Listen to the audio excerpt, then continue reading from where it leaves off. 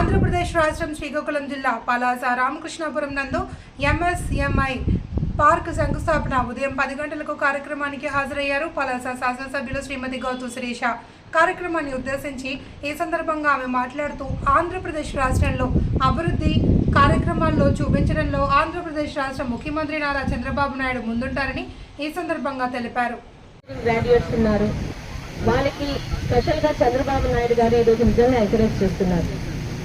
ప్రతి ఇంట్లోనే ఆడపిల్లలు మగ పిల్లలు ఉన్నారండి చదువుకున్న వాళ్ళు, వాళ్ళని మోటివేట్ చేద్దాం. ఇండస్ట్రీ ఇప్పుడు ఆయన అన్నట్టు ఎన్నో పర్మిషన్స్ తీసుకోవాల్సి వస్తుంది, అవేమీ లేకుండా డీటెయిల్ ప్రాజెక్ట్ రిపోర్ట్ తో రాగలిగితే ఇక్కడ ల్యాండ్ ఇష్యూ చేస్తారు. ఇంకేమన్నా లోన్లు అలాంటివి కావాలన్నా మీకు ఎంకరేజ్ చేయడానికి ఇక్కడ మనకు ఒక మంచి కలెక్టర్ గారు ఉన్నారు, శాసనసభ్యురాలుగా నేను కూడా. ఎందుకంటే పలాస అభివృద్ధి చెందితే అది మనందరికీ అభివృద్ధి అవుతుంది. మన టైంలో మనం ఏం చేసామో ప్రజలకన్నా ఆలోచిద్దాం. మనిషి అనుకుంటే సాధించింది ఏం లేదండి, ఏం చేయగలం ఇక్కడ ఏముందని మాత్రం అనుకోవద్దు. మీ అందరి చేతిలో ఫోన్లు ఉన్నాయి, ఆ ఫోన్లో గూగుల్ అని ఒకటి ఉంటుంది. సౌదీ అరేబియా కానీ అలాగే ఇంకా దుబాయ్ కానీ ఇంతకన్నా భయంకరమైన ఎడారిలో ఈరోజు వాళ్ళు బంగారం పండిస్తున్నారు, డబ్బులు సృష్టిస్తున్నారు. సింగపూర్ తాలూకా చరిత్ర తెలుసుకోండి, అవి దేశాలు మళ్ళాగా పుట్టుకొచ్చినవి కావు, తయారు చేసుకున్నవి. మనం అనుకుంటే ఖచ్చితంగా సాధిస్తాం. మన పలాసాని మనందరి సహకారంతో, మన యువత సహకారంతో మనకి ప్రభుత్వం ఇస్తున్న ఈ అవకాశాలను ఉపయోగించుకొని ఇక్కడ ఎవ్వరం కూడా కుల మత జాతి పార్టీలు చూడమండి, ముందుకొచ్చి పలాసాకి ఉపయోగపడేలా ఇక్కడ ఇండస్ట్రీ స్థాపిస్తామంటే ఖచ్చితంగా అధికారులతో సైతం ఎమ్మెల్యేగా ఉన్న నేను కానీ ప్రభుత్వం కానీ మీ అందరికీ సహకరిస్తుంది. మీ అందరూ కూడా పలాస అభివృద్ధిలో భాగస్వామ్యం కావాలని మరొకసారి కోరుకుంటున్నాను. శాశ్వతంగా తీసుకున్న కార్యక్రమం ఎంఎస్ఎంఈ పార్క్ కార్యక్రమానికి ఇక్కడికి విచ్చేసిన అతిథులకు, ముఖ్యంగా ఈ కార్యక్రమాన్ని ఎంతో ప్రతిష్టాత్మకంగా తీసుకొని ఇక్కడ కార్యక్రమాన్ని ఏర్పాటు చేసిన అధికారులకు, ఆర్డీఓ గారికి, ఇతర పెద్దలందరికీ కూడా పేరు పేరున నా నమస్కారం తెలియజేసుకుంటున్నాను.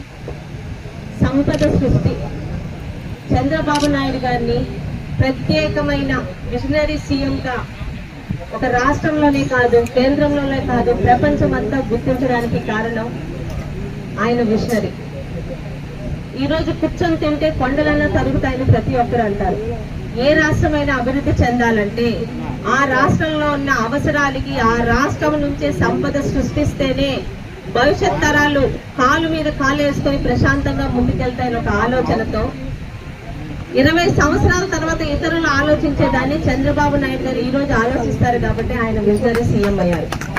ఈరోజు గర్వపడుతున్నాం. నిజంగా శిలాఫలకం ఓపెన్ చేసినప్పుడు ఏదో ఓపెన్ చేసాం అనుకోలే, ఒక విజనరీ లీడర్ తో రాష్ట్రంలో పౌరులని సంపద సృష్టించే దిశగా తీసుకెళ్తున్న ఒక నాయకుడు టీంలో పనిచేస్తున్నారు. రాష్ట్రంలో 175 నియోజకవర్గాల్లో కూడా ఇలాంటి ఎంఎస్ఎంఈ పార్కుల్ని ముందుకు తీసుకెళ్లే ఉద్దేశంతో ఇప్పటికీ గుర్తించిన నియోజకవర్గాలు 70 మాత్రమేనండి. ఆ 70లోని ఈరోజు మన పలాస ఒకటి ఉండడం నిజంగా మనకి గర్వకారణం. ఈ రామకృష్ణాపురంలో దాదాపు 60.84 ఎకరాల విస్తీర్ణంలో 76 ప్లాంట్లతోని ఈ ఎంఎస్ఎంఈ పార్కు అభివృద్ధి చెందబోతుంది. అయితే చాలా మంది ప్రతిరోజు మన ఆఫీస్కి వస్తుంటారు, మాకు ఏదో ఒక ఉద్యోగం కావాలి అని. ఎంతసేపు ఉద్యోగం ఇంకోళ్ళ దగ్గర చేయాలని లెవెల్లోనే ఉండిపోతామా? ఈరోజు రాష్ట్ర ప్రభుత్వం అందిస్తున్న ఇలాంటి సంక్షేమ పథకాల్ని అందిపుచ్చుకొని 100 మందికి ఆదర్శంగా మనమే ఇంకొక 500 మందికి ఉద్యోగాలు కల్పించే స్థాయిలోకి వెళ్తామా అనేది ఒక్కసారి ప్రతి ఒక్కరూ ఆలోచన చేయాలి. మన వల్ల ఏది కాదనుకుంటే ఏది కాదు. ఒక వినూత్నంగా ఆలోచిస్తే ఖచ్చితంగా సంపదను సృష్టించగలం. దాదాపు ఒక 3 సంవత్సరాల క్రితం అనుకుంటామండి, ఒక తెలుగుదేశం పార్టీ మీటింగ్ లో ఒక రైతు మాట్లాడిన మాటలు ఇప్పటికీ గుర్తుండిపోయేది, ఎప్పటికీ మర్చిపోను కూడా.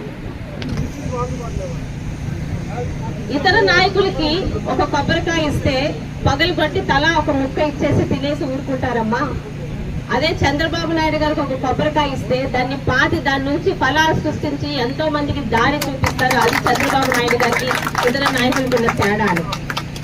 ఆ రైతు చెప్పిన మాటలు ఇప్పటికీ గుర్తుండిపోయాయండి. అంటే ఆయన ఎంత గమనించారో ఇతర నాయకులకి చంద్రబాబు నాయుడు గారికి ఉన్న తేడా అన్నది నిజంగా గర్వంగా ఉంటుంది. ఈరోజు ఆలోచించి ఈరోజు రాష్ట్ర ప్రభుత్వం ఇస్తున్న సంక్షేమ పథకాలని, ఇలాంటి అద్భుతమైన పథకాలని మనం ఉపయోగించుకోగలిగితే మన ఆలోచనతో కనుక ఇండస్ట్రీ తయారవుతుంది. అది లోకల్ గా ఉన్న ప్రొడక్ట్సే కాదు, గార్మెంట్స్ కానీ, ఇంజనీరింగ్ కానీ, ఎక్కడి నుంచైనా రా మెటీరియల్ తెచ్చి ఇక్కడున్న ప్రజలకి ఉద్యోగం కల్పిస్తూ